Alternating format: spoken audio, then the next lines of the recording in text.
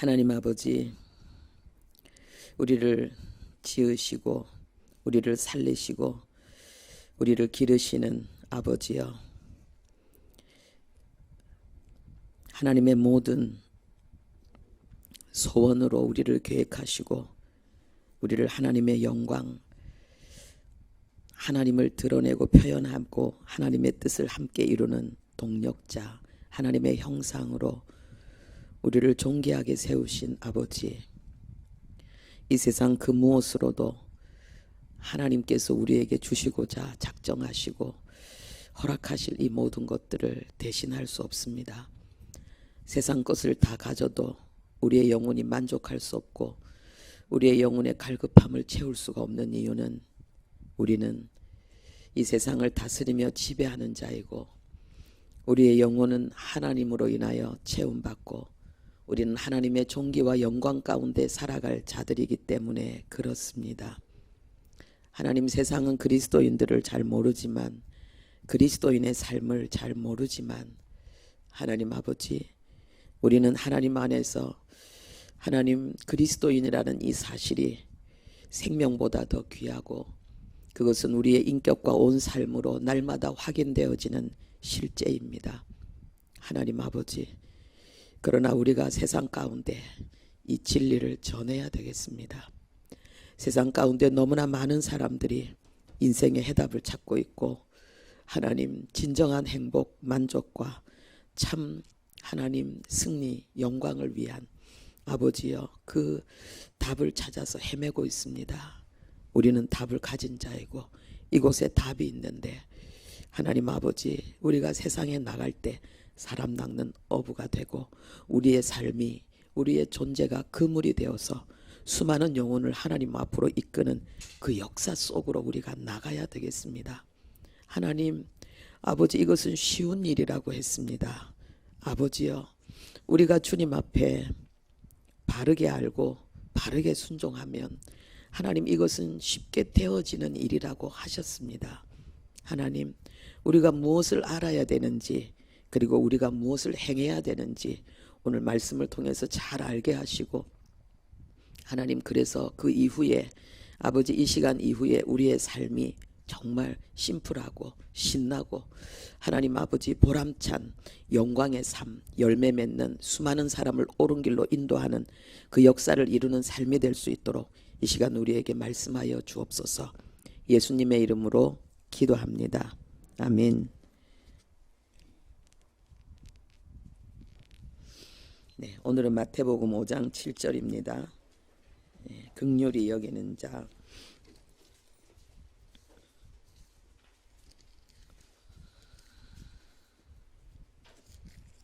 마태복음 5장 7절, 우리 함께 합독하도록 하겠습니다. 긍휼히 여기는 자는 복이 있나니 그들이 긍휼히 여김을 받을 것임이요. 아멘. 제가 간혹 설교해야 될 내용을 찾지 못할 때는 내 인생의 마지막 설교라면 나는 무엇을 전할 것인가, 그걸 생각합니다. 그러면은 금방 무엇을 전해야 될지가 내용이 잡힙니다. 오늘 제가 이 긍휼히 여기는 자라는 이 말씀을 준비하고 기도하는 가운데 제가 그런 마음으로 설교를 준비한 건 아니지만은 이것은 내 인생의 마지막 설교라도 되겠다, 이렇게 생각이 되었습니다. 왜냐하면은 여러분들이 오늘 이 내용을 정말 가슴에 새기고 이것을 실천한다면 여러분이 꿈꾸는 것들, 갈급해하는 것들을 다 이룰 수 있을 것입니다. 그 정도로 오늘 이 내용은 정말 중요한 내용이고, 그래서 성령께서 우리에게 깨닫는 은혜 그리고 실천하는 은혜를 주시기를 간구합니다. 이 긍휼히 여기는 자는 하나님께 긍휼히 여김을 받는다고 그랬습니다. 그런데 이 긍휼히 여긴다는 말이 우리가 일반적으로 잘 쓰는 단어가 아닙니다. 우리가 일반적으로 이 긍휼이라는 단어와 비슷하게 쓰는 말이 무슨 말이냐? 불쌍히 여긴다는 말입니다. 그래서 이 말을 불쌍히 여기는 자는 복이 있나니 저희가 하나님께 불쌍히 여김을 받을 것이요. 그렇게 해서 읽어도 되겠습니다. 그리고 이 불쌍히 여긴다는 이 내용에 대해서 우리는 별로 그렇게 중요성을 가지고 많이 사용하는 단어는 아닙니다. 우리가 굉장히 의미를 부여하면서 우리의 삶 속에서 뭐 강력하게 이루어야 될 어떤 그런 중요한 그런 내용, 그런 단어는 아닙니다. 그런데 성경에서는 이것이 그토록 중요한 것이라고 우리에게 가르치고 있습니다. 마태복음 18장에 보면은 베드로가 예수님께 질문합니다. 우리에게 잘못을 범한 사람들을 우리가 몇 번 용서해 줘야 될까요? 예수님께서 대답하십니다. 70번씩 7번이라도 용서해 줘야 된다. 이것은 무한히 용서해 줘야 된다라는 그 말씀입니다. 그러면서 예수님이 이 수만 이야기한 것이 아니고 이 용서에 대한 이야기를 하면서 너희들은 왜 불쌍히 여기지 않느냐? 내가 너희들을 불쌍히 여긴 것처럼 너희들도 서로 불쌍히 여겨야 되는데 왜 불쌍히 여기지 않느냐라고 말씀하셨습니다. 그러니까는 이 불쌍히 여긴다는 말과 이 용서라는 말은 하나라는 것입니다. 하나님께서 우리에게 이 용서하는 삶을 굉장히 중요하게 여기는데 그 용서하는 삶은 불쌍히 여기는 마음에서 나온다는 것이지요. 불쌍히 여기면은 용서한다는 것입니다. 불쌍히 여기지 않기 때문에 용서하지 못한다는 것입니다. 우리가 이 성경에서 용서하는 자, 이 용서하는 자의 이야기를 그 내용을 접하게 되면 우리는 굉장히 대단하게 감동하고 찬사를 보냅니다. 대표적으로 신약의 용서하는 자는 스데반이지요. 왜냐하면 스데반은 자기를 죽이는 자를 용서했습니다. 하나님께 그들을 위해서 대신 용서를 구합니다. 그들을 위해서 하나님 앞에 축복을 구하는 것이지요. 자기를 죽이는데. 그래서 우리는 감탄합니다. 와, 스데반 대단하다. 그리고 또 우리는 구약 시대에 보면은 이 모세를 생각할 수가 있습니다. 모세가 자기가 원했던 일이 아닙니다. 40대 때는 못 모르고 원했는데 80대 때는 철이 들어서 나는 절대로 할 수 없는 일이라고 하나님 앞에 거듭거듭 거부했던 일입니다. 이스라엘 백성을 출애굽시켜서 가나안 땅으로 이끌어가는 그 지도자의 일이지요. 그게 얼마나 힘들고 어려운지를 모세가 알았기 때문에 하나님 나는 절대로 못합니다. 그것이 진심이었기 때문에 하나님이 도대체 이 모세의 마음을 돌이킬 수가 없어가지고 하나님이 화를 내면서까지 모세 모가지를 잡고 끌고 가셨습니다. 모세가 왜 그렇게 싫어했을까요? 왜 그렇게 힘들어했을까요? 이들이 자기 말을 듣지 않는다는 걸 알았기 때문입니다. 그는 우리가 성경을 자세히 보면은 그는 어렸을 때부터 하나님의 백성으로 하나님의 신비로운 섭리 속에서 양육을 받았습니다. 자기가 태어날 때쯤에는 남자아이들은 다 죽이라는 그런 상황인데 모세는 살았지요. 그래서 아주 공주의 아들로 그러면서 친어머니를 유모로 그리고 그 애굽의 병사들의 보호를 받으면서 특별한 그러한 하나님의 은총으로 성장했습니다. 모세는 이것이 하나님의 은혜라는 것을 알았고 그에게 사명이 있기 때문이라는 걸 알아서 자기가 그 애굽 왕자의 영화를 버리고 애굽의 종로를 타는 이들과 함께 고난을 당하면서 하나님의 뜻을 이루고자 헌신했지만은 자기의 뜻을 따라주는 사람들이 별로 없었습니다. 그래서 자기의 계획은 40대에 자기의 원했던 계획은 실패로 돌아가고 이제 80세가 되었습니다.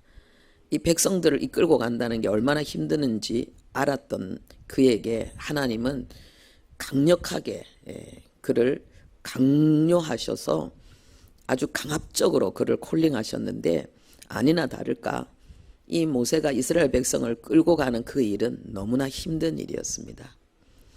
예. 홍해를 지나서 그들은 춤추고 노래했지만은 금방 3일만 물 못 먹으니까 다시 원망하고 불평했습니다. 힘든 일이 생길 때마다 원망하고 불평한 것이 하나님과 모세였습니다.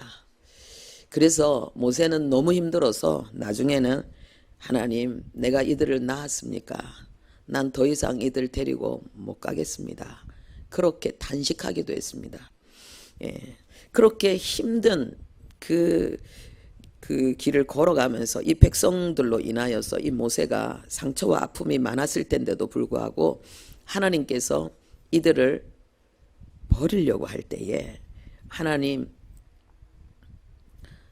나를 버릴지언정 이들을 버리지 마십시오. 나에게 주실 모든 상을 나는 하나도 안 받아도 좋으니까 하나님 이들을 버리지 마십시오라고 호소하며 기도했습니다. 예, 용서하고 불쌍히 여기는 아주 그 모세의 그 모습을 보면서 우리는 감탄하지 않을 수가 없습니다. 그런데 우리가 다른 사람이 용서한 거 보고 용서할 수 없는 사람을 용서하고 정말 이해할 수 없고 용납할 수 없는 그런 사람들을 온 가슴으로 온 몸으로 끌어안는 그 불쌍히 여기고 용서하는 그 모습을 보면 우리는 한없이 감탄하고 우리는 찬양하고 막 존귀하게 여기는데 정작 하나님이 나에게 그것을 요구하시면 힘들다는 거죠. 정작 하나님이 나에게 그걸 요구하시면은 와, 하나님이 스데반에게 주셨던 은혜를 나에게 주시려고 하는구나. 하나님이 모세에게 주셨던 은혜를 나에게 주시려고 하는구나.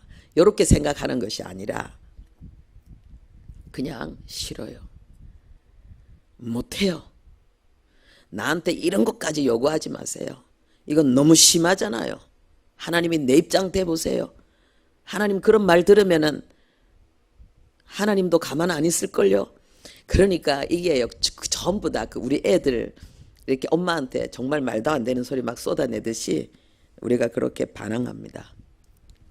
그런데 이 성경에서 마태복음 18장에 예수님께서 하신 말씀이 뭡니까? 용서는 불쌍히 여기는 것은 기독교인의 의무다라는 거예요. 기독교인의 의무다. 몇 번까지는 용서하고 어느 정도는 용서하고 그런 거 없다는 거예요. 무조건 전부 다 내가 죽을 때까지 용서해야 되는 거예요. 이게 의무라는 것입니다. 그리고 이 의무라고 하면은 부담이 되죠. 그런데 그보다 더 심각한 말씀을 하나님이 오늘 이 본문에 하고 계십니다. 그게 뭐냐 하면은 거듭난 그리스도인들, 구원받은 하나님의 자녀에게 있어서 다른 사람을 불쌍히 여기고 다른 사람의 허물과 잘못을 용서하는 것은 의무이기 이전에 더 근본적으로 이것은 그리스도인의 본성이다 라고 이렇게 말씀하십니다. 우리가 읽은 7절이 바로 그것을 이야기하고 있습니다. 이 한국말로는 긍휼히 여기는 자는 복이 있나니 이렇게 되어 있지만은요, 이 원어로는 하나님께 복 받은 자는 긍휼히 여기는 자다 그랬습니다.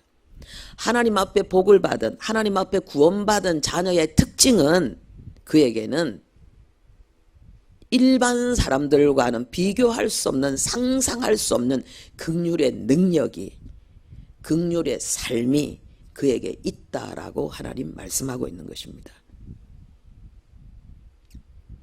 여러분 자신 없게 아멘 하시는데 여러분 안에 그 능력이 있습니다. 여러분이 성령 충만하면 여러분들은 그 능력을 발휘합니다. 그래서 스데반처럼 여러분들도 여러분을 죽이는 자까지도 용서할 수 있습니다. 아멘이 안 나오시네요. 성령께서 여러분에게 그 은혜를 주십니다.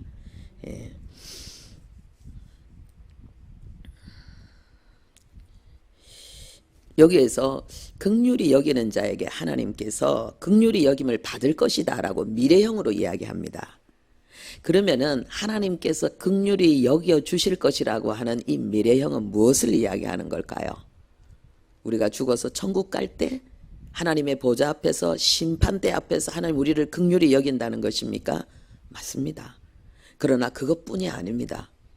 하나님께서 이 긍휼히 여긴다는 이 말씀은 뭡니까? 이 현세에서 하나님께서 우리에게 은총을 주신다는 것입니다. 할렐루야. 이 긍휼이라는 단어를 또 헤세드라는 단어로 히브리어로 이렇게 번역합니다. 그것은 친절하게 하는 걸 이야기합니다. 은총을 베푸는 걸 이야기합니다. 하나님이 우리에게 이 세상에 그리스도인으로 살아가는 우리에게 하나님이 친절을 베푸신다는 거예요.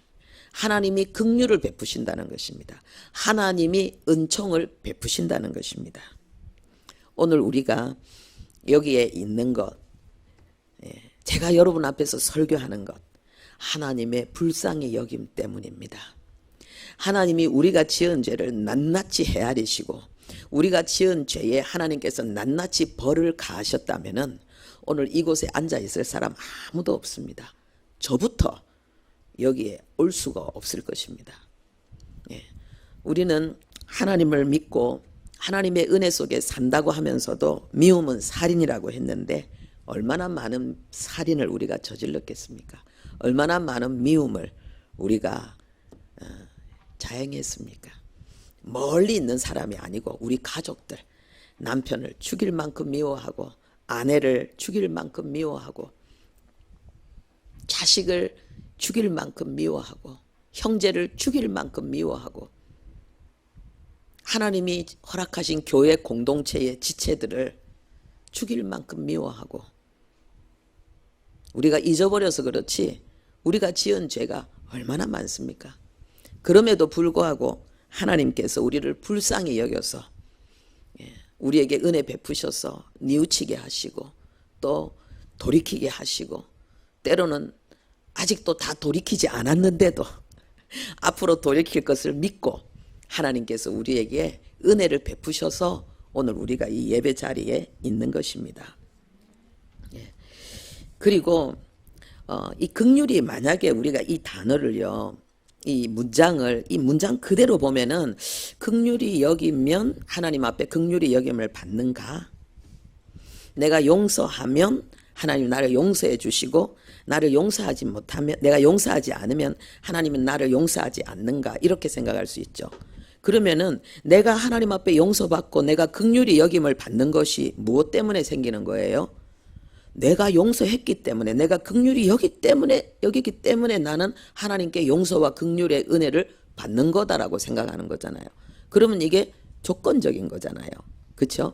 그런데 성경은 그렇게 말하고 있지 않습니다. 하나님이 우리를 긍휼히 여길 것이라는 이것이 수동으로 되어 있습니다. 문법에 있어서. 이게 뭐냐 하면은요, 이 능동과 수동은 우리가 최소한 이해를 해야 되는데 이 수동은 원인이 나에게 있지 않고 외부에 있다는 것입니다. 그러니까 하나님께 긍휼히 여김을 받는 원인이 이유가 내 속에 있지 않고 외부에 있다는 것입니다. 어디에요? 하나님께 있다는 거예요. 나를 향한 지극한 하나님의 사랑, 하나님의 신실하심, 나를 불쌍히 여기시는 하나님의 그 긍휼하심 자체가 나에게 긍휼을 베푸는 이유라는 거예요. 그리고 또 이 수동이 가지고 있는 중요한 의미가 있습니다. 그게 뭐냐면 이거는 거부할 수 없다는 것입니다. 능동의 의미는 내가 yes 할 수도 있고 no 할 수도 있어요. 내 속에서 나오는 거기 때문에 내가 선택의 자유가 있는 거예요. 그래서 no를 선택하고 능동적으로 아니면 yes를 능동적으로 선택할 수가 있어요. 그런데 수동은 그게 아니에요. 수동은 피할 수가 없는 거예요. 그대로 받는 걸 이야기합니다. 외면할 수가 없는 거예요. 그대로 받아들이는 걸 이야기하는 거예요. 그러니까 하나님께서 우리에게 긍휼히 여기는 우리에게 하나님께서 무엇을 허락하신다고요? 무조건적인 하나님의 긍휼의 은혜를 받게 하신다는 거예요. 그러면 이것이 내가 불쌍히 여기는 것이 원인이 아닌데 그러면 나는 왜 불쌍히 여겨야 되는가? 내가 누군가를 불쌍히 여기고 내가 누군가를 용서하는 것은 나에게 긍휼히 여기셔서 나를 불쌍히 여기셔서 나에게 은총을 베푸시고 나를 아주 고귀하게 친절하게 극진하게 대우하시는 그 하나님의 사랑을 받는 손이라는 거예요. 할렐루야. 이게 손인 거예요. 손. 예. 성경에 보면 우리가 믿음으로 받는 것, 믿음으로 하나님의 역사가 일어나는 것이 있습니다. 그러면 우리가 믿음이 원인인 것처럼 보이지만 실제로 그런 것이 아니고 믿음은 하나님의 은혜를 받는 손인 거예요. 할렐루야. 우리를 긍휼히 여기고 우리를 불쌍히 여기는 마음은 하나님의 모든 백성을 향해서 그냥 해가 선인이나 악인에게 비춰지는 것처럼 하늘의 비가 착한 사람이나 악한 사람의 그 농사 짓는데 차별 없이 부어지는 것처럼 하나님의 긍휼은 하나님의 백성을 향해서 조건 없이 차별 없이 쏟아 부어지는데 우리의 믿음은 우리의 순종은 그것을 받는 손이 되는 거예요. 그릇이 되는 거예요. 할렐루야. 예. 그리고 이 불쌍히 여김으로 인해서 용서하는 이것이 그리스도의 희생을 재현하는 것이다. 성경은 이렇게 말하고 있습니다. 그리스도의 희생, 그것은 무엇을 이야기합니까?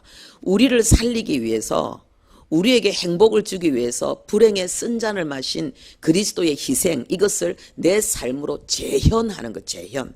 여러분 무슨 범죄 사건이 이제 경찰에 의해서 다 이제 수사가 종결되어지고 범인을 잡으면 뭐 합니까? 재현하잖아요. 자기가 가서 자기가 범행한 것을 재현하잖아요. 그런데 때로는 뭐 무슨 드라마는 아닌데 텔레비에 뭐 무슨 사건을 재현하는 게 나오면 연기하는 게 나오고 이런 게 나온 거예요.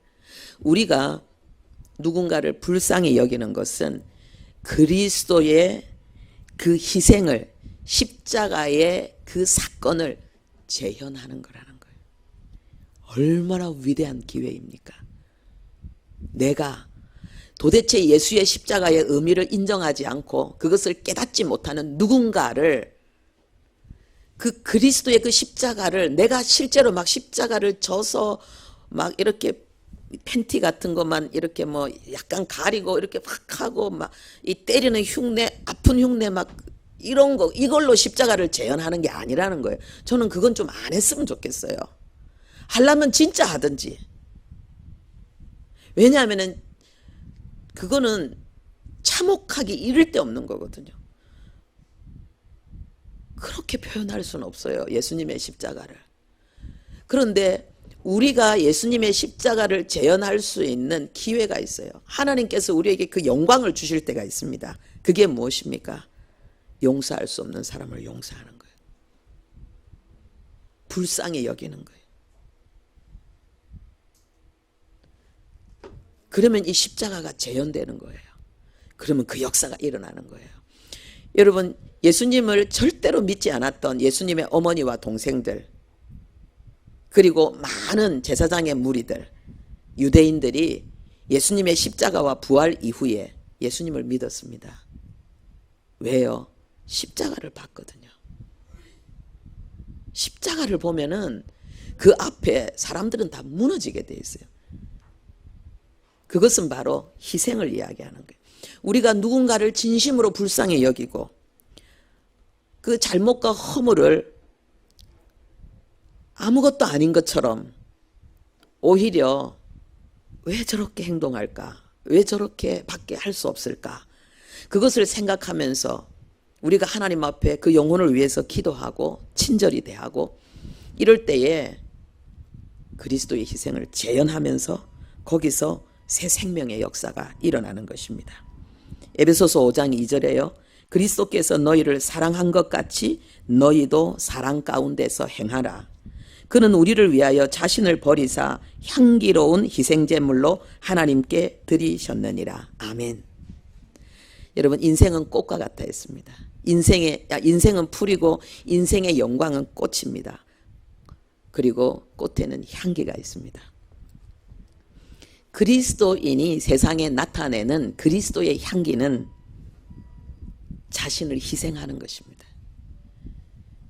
그리고 우리가 뭐 대단하게 큰 희생은 할 수 없지만은 하나님이 내게 허락하신 사람들, 가족들, 교우들, 이웃들, 형제들, 이들을 사랑하는 것, 그들의 연약함을 불쌍히 여기고 품는 것, 여기에서 그리스도의 향기는 전파되어지고 복음은 그렇게 확산되어지는 거죠. 여기에서 그리스도께서 너희를 사랑한 것 같이 그랬습니다. 이 같이라는 말이 이게 헬라어로 카토스라는 말인데 이것은 뭐냐면 뭐뭇을 따라서 뭐뭇처럼 이런 뜻입니다.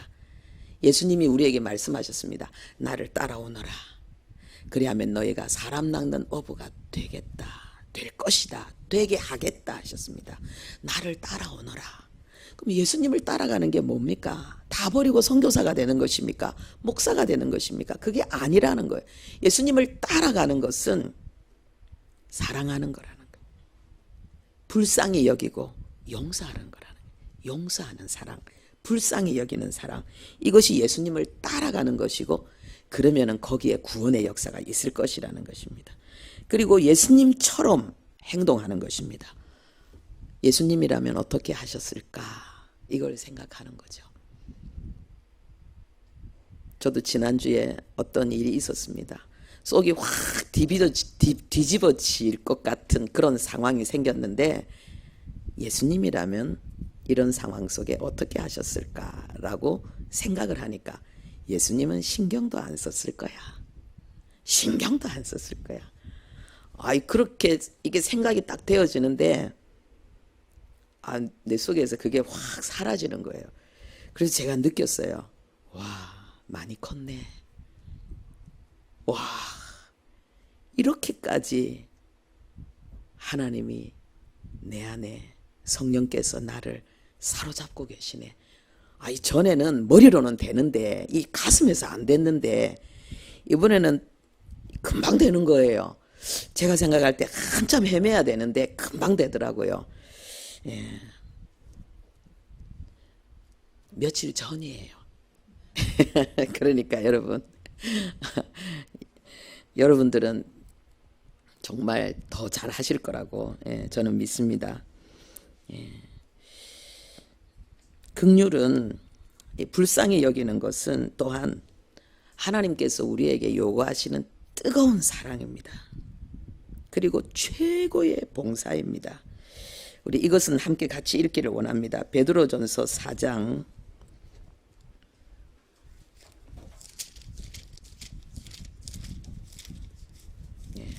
베드로전서 4장 381페이지나 382페이지쯤에 있을 것입니다. 베드로전서 4장 7절입니다.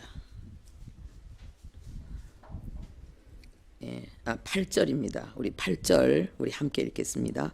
무엇보다도 뜨겁게 서로 사랑할지니 사랑은 허다한 죄를 덮느니라. 아멘. 뜨거운 사랑을 하라고 말씀하셨습니다. 이 뜨거운 사랑은 많은 죄를 덮어주는 거예요. 덮어주는 거예요. 덮었다가 나중에 다시 끄집어내는 그게 아니라 완전히 잊어버리는 거예요. 이 사랑이 뜨겁게 사랑하는 것이라고 말씀하십니다. 그러면서 이 바로 위에 하고 바로 밑에 연결된 내용을 우리가 좀 봐야 됩니다. 그러면은 이 내용이 더 선명하게 다가옵니다. 우리 7절 함께 읽겠습니다. 만물의 마지막이 가까이 왔으니 그러므로 너희는 정신을 차리고 근신하여 기도하라. 그러면서 뜨겁게 사랑하라 하신 거예요. 만물의 마지막이 가까웠으니. 이 재림신앙, 이 말세 성도의 진정한 신앙의 모습은 뭔가? 말세는 뭡니까? 사랑이 식어진다 그랬거든요. 그렇기 때문에 이 정말 주님의 재림을 정말 고대하는 그런 성도, 신랑을 기다리는 신부 같은 그 성도의 마음에는 뜨거운 사랑이 있다는 거예요. 이것이 바로 재림에 대한, 재림 신앙에 대한 핵심입니다. 우리가 재림에 대한 정보 아무리 많이 알아도 그것이 신앙 아니에요. 그거는 그냥 인간적인 호기심, 그것에 대한 만족이에요. 여러분, 성경 본문으로 충분합니다. 오늘 이 성경에서 이야기하고 있는 말세를 만난 성도에게 가장 중요한 것은 뜨겁게 사랑하게, 뜨겁게 뜨겁게 서로 사랑하는 거예요. 할렐루야. 우리 뜨겁게 사랑합시다. 우리가 살아있는 이유, 그리스도인으로 살아있는 이유, 뜨겁게 사랑하기 위해서, 우리에게 어떤 직분이 주어진 이유, 더 많은 사람을 사랑하기 위해서, 우리가 뭐 결혼을 하거나 어떤 공동체 안에 어떤 뭔가 맡으면은 그게 뭐냐, 더 본격적으로 사랑하기 위해서. 할렐루야. 이 뜨거운 사랑을 빼고 나면은 정말 안고 없는 찐빵인 거예요, 그리스도인에게. 그런데 그 밑에 우리가 함께 보겠습니다. 9절 10절 보겠습니다. 서로 대접하기를 원망 없이 하고 각각 은사를 받은 대로 하나님의 여러 가지 은혜를 맡은 선한 청지기 같이 서로 봉사하라. 아멘. 우리가 가진 은사를 가지고 뜨겁게 사랑하는 거예요. 이것이 뭡니까? 봉사라는 거예요. 선한 봉사, 하나님의 뜻, 하나님이 기뻐하시는 가장 아름다운 봉사, 그것은 뜨거운 사랑, 그것은 서로 불쌍히 여기면서 서로 용서하며 돕는 사랑인 거죠. 하나님이 여러분들을 너무 사랑하셔서 여러분들을 통해서 하나님의 영광을 나타내시려고 그리스도의 희생을 재현할 수 있는 상황 속에 여러분들을 두셨지요. 왼수 같은 남편,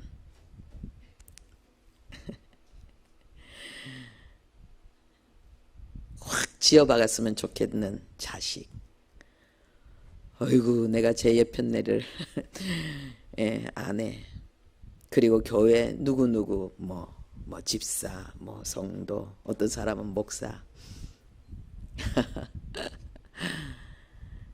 그리스도의 그 희생을 재현하십시오.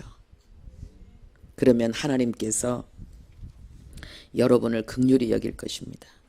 이 모래는 전부 흩어져 있어요. 와르르 무너지죠. 모래 가지고는 뭐 탑을 쌓을 수가 없고 집을 지을 수가 없고 건물을 만들 수가 없어요. 그런데 그 모래를 가지고 수십 층 빌딩을 높이 세울 수 있습니다. 뭐 때문에? 시멘트 때문에. 교회가 위대한 역사를 이루어낼 수 있습니다. 교회는 세상이 감당할 수 없는, 여기는 하나님의 나라입니다. 하나님의 자존심이에요. 교회는 결코 외부의 공격에 의해서 흔들리거나 망하지 않습니다. 내부의 부패로 인해서, 타락으로 인해서 자멸하는 것밖에 없습니다. 우리에게 필요한 최고의 능력을 하나님이 요한복음 17장 예수님의 마지막 유언 기도로 알려주셨습니다. 서로 사랑하는 것. 사랑하는데 하나 되는 것을, 하나 되기까지 사랑하는 것. 근데 우리가 서로 하나 되려고 하면 서로를 불쌍히 여겨야 돼요. 우리가 아무리 은혜 받아도 부족한 구석이 있어요. 오늘 새벽 말씀처럼 이삭도 회개해야 될 치명적인 약점을 가지고 있었어요. 리브가가 평생 얼마나 속이 터졌겠어요. 그런데 하나님의 때가 되니까 하나님이 꺾어버리잖아요. 근데 그게 나쁜 게 아니에요. 그게 하나님의 놀라운 사랑이죠. 우리는 다 서로 용서해야 될 부분이, 용서해야 되는 이유가 뭐냐면 나도 용서받아야 되기 때문에 그래요. 남에게만 허물이 있는 것이 아니라 나에게도 허물이 있어요. 공평하신 하나님이에요. 장점과 단점을 우리는 다 가지고 있어요. 잘하는 것도 있지만 못하는 것도 있어요. 우리 모두가 다 그래요. 그래서 우리가 교회는 한 몸이잖아요. 연합해야 되잖아요. 머리 대신 주님의 뜻이 온 몸을 통해서 하나로 표현되어져야 되잖아요. 근데 손발이 따로 놀고 눈하고 입하고 손발이 따로 놀고 그러면은 일그러진 이상한 괴물이 되잖아요. 교회가 아무리 은혜를 많이 받아도 서로 연합하지 않으면은 내가 받은 은혜로 인해서 우리가 영적 교만에 빠져서 서로를 통해서 말씀하시는 하나님, 내 안에 예수만 아니라 당신 안에 있는 예수, 네 안에 있는 예수, 네가 받은 은혜, 당신이 받은 은혜, 내가 받은 은혜, 이것이 서로 함께 교제되어지고 교통되어지고 연합되어지고, 그래서 우리를 더 겸손하게 만들고 하나님 앞에 더 진실하게 만들고, 하나님의 너무나도 큰 은혜, 큰 역사 앞에서 나는 내가 큰 은혜 받은 줄 알았더니 나는 작은 거구나, 나는 내가 받은 은혜가 대단한 줄 알았더니 작은 거구나, 하나님의 나라는 너무나 크고 너무나 큰 하나님의 나라에 너무나 귀한 일꾼들이 많구나. 멀리 있는 사람 사랑하려고 하지 말고요, 하나님이 내게 주신 사람을 사랑해야 돼요. 하나님이 내게 주신 가정, 하나님이 내게 주신 교회, 하나님이 내게 주신 삶의 현장 속에서 여러분들이 매일 만나는 친구, 직장 동료 사랑해야 돼요. 그 앞에서 십자가를 재현하는 거예요. 우리가 이것이 성령 충만을 받고 성령 충만을 유지하는 길입니다. 하나님의 말씀대로 사는 것이 쉽다고 고백하게 될 것입니다. 왜냐하면 성령 충만하면 그냥 하나님의 말씀대로 살아줘요. 안 사는 게 힘들어요.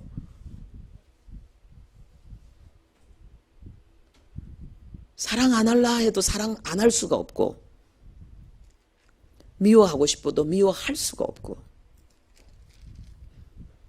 기도하지 않고서는 견딜 수가 없고, 성령 충만하면 그냥 되어지는 거예요.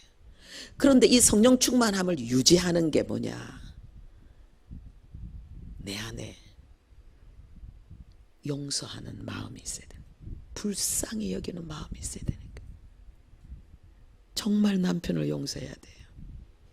그 모습 그대로를 사랑해야 돼요. 하나님이 내게 주신 것처럼. 저도 자주 넘어지지만은 또 회복합니다.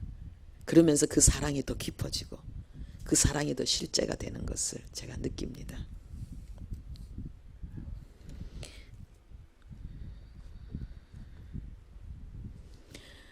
하나님께서 우리에게 불쌍히 여기면서 용서해야 될 사람을 주신 이유는 그로 인해서 성령 충만을 받고 성령 충만을 유지하게 할 뿐만 아니라 나의 영적 교만을 치유하는 길입니다. 이것은 하나님의 수준이잖아요. 죄인을 용서하는 것은 하나님의 일이잖아요. 이게 하나님의 의고 하나님의 영광인데, 하나님이 우리에게 그것을 요구할 때 우리가 어떻게 할 수 있습니까? 우린 못하거든요. 그래서 하나님의 은혜를 구하고 성령의 도우심을 구하기 때문에 영적으로 교만해질 수가 없어요. 그거 안 되면서도 영적으로 교만하면은 오늘 회개하셔야 돼요. 그런데 이것이 우리를 영적으로 겸손하게 만들고 더 의에 줄이고 목마르게 만들고 더 애통하게 만들어서 계속해서 하나님의 은혜에 젖어 살게 합니다. 그리고 우리가 불쌍히 여기면서 우리가 용서해야 될 사람을 하나님께서 우리 곁에 두신 이유는 나의 정체성을 계속 잃지 않는 그 은혜를 주시기 위해서입니다. 왜요? 나는 용서받을 수 없는 내가 용서받았다는 거예요. 내가 누군가를 용서할 수 없다면 그 사람이 바로 나예요. 내 모습이에요. 내가 저렇게 고집스럽고 내가 저렇게 교만하고 내가 저렇게 악했는데 이런 나를 하나님이 용서해 주셨구나. 내 모습을 보는 거예요. 그런데 왜 나는 용서하지 못하지? 나는 용서받은 자인데. 그래서 지금도 나는 하나님의 용서가 필요한 자이구나. 나의 정체성, 나는 용서받은 자라는 거예요. 지금도 용서받고 있는 자라는 거예요. 그걸 우리가 깨닫는 거예요. 그리고 에베소 교회 아무리 유능하고 탁월하고 훌륭하고 영적으로 깨어서 뭐 거짓 선지자까지도 분별해냈지, 거짓 사도까지도 분별해냈지만은 너 이거 회개해야 된다라고 말씀하. 이거 회개해야지 내 앞에 올 수 있다라고 말씀하십니다. 그게 뭡니까? 처음 사랑을 회복하는 것, 처음 행위를 회복하는 것, 구원의 감격, 겸손이죠. 내가 용서받은 감격, 용서받은 자의 그 겸손함. 우리가 애들 뭐 잘못했을 때 용서해 주면은 얼마나 갑자기 애가 겸손해지는지 몰라요. 애가 아주 착하고 진실해집니다. 그런데 또 바뀌죠. 예, 그게 우리 모습이에요. 하나님께서 우리에게 긍휼히 여기는 이 삶을 우리에게 요구하십니다. 우리의 힘으로는 안 되지만은 우리가 성령 충만하면, 성령이 우리를 지배하시면은 됩니다. 예. 그러면은 신앙생활은 정말 쉽게 행복하게 다 될 것입니다. 예. 여러분 모두를 사랑하는 분, 여러분에게 힘들게 하고 괴롭게 하는 어떤 누구도 불쌍히 여기고 사랑하는 은혜가 있기를 바랍니다. 하나님 아버지, 우리가 받은 사랑 그대로 표현할 수 있도록, 우리가 받은 사랑 그대로 이룰 수 있도록 우리에게 삶을 주셨습니다. 고달프고 힘든 삶이지만 십자가를 재현하며 겸손히 성령의 충만함을 계속 유지할 수 있는 그 복을 주시려고 하나님이 우리에게 주신 소중한 사람들, 가장 귀한 사람들, 진심으로 사랑하며 섬기며 연합하며 나가는 우리들 되게 도와 주옵소서. 그래서 하나님의 은혜 속에 가정이 세워지고 교회가 세워지고 민족과 열방 가운데 하나님의 영광을 충만하게 드러내는 역사를 맞이하는 우리들 되게 주옵소서. 예수님의 이름으로 기도합니다. 아멘.